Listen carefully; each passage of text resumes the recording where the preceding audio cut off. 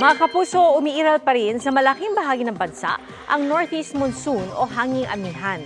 Nagpapaulan yan sa ilang bahagi ng Luzon kabilang ang Batanes, Cagayan, Kalinga, Apayao, Isabela, Aurora, Quezon, pati na sa Metro Manila. Easterlies o ang mainit na hangin galing Pasipiko naman ang magpapaulan sa Bicol Region at natitirang bahagi ng bansa.